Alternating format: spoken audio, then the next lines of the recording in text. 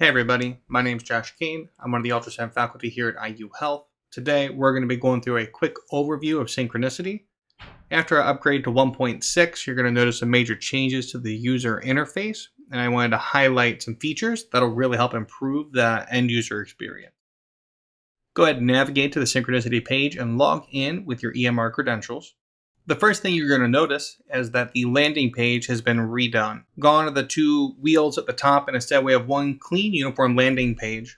That performing and attending tab has changed up here to checkboxes. We still have a My Studies or a Recent Studies list here on the home page. You'll notice there are new sort by options, including priority, which should be the default for most people. Priority sorts the studies by studies that are expiring. So one of the newest features in this upgraded Synchronicity are these aging tags that you see here.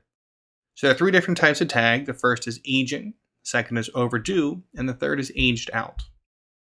What these are simply reminders to you of the priority you need to complete the studies. This aging tag will appear on the study if it's not been completed within 12 hours of being performed clinically. After 36 hours, that aging tag then switches to an overdue.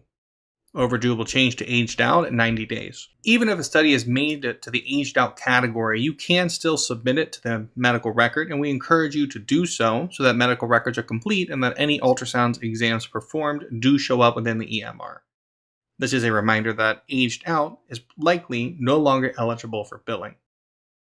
If you click and open a study, you will notice that the user interface here is largely unchanged from that which you're used to.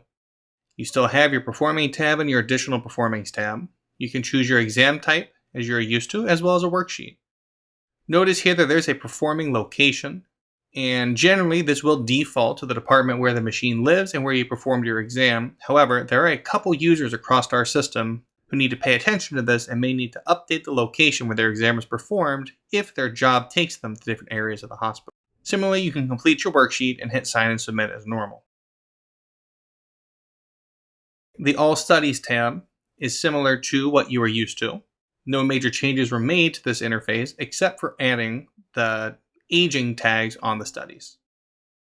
One additional feature I'd like to point out here is the three dots or ellipse up here on the date range. One common problem we've had with folks is not being able to find their studies due to this date range slider not being set correctly.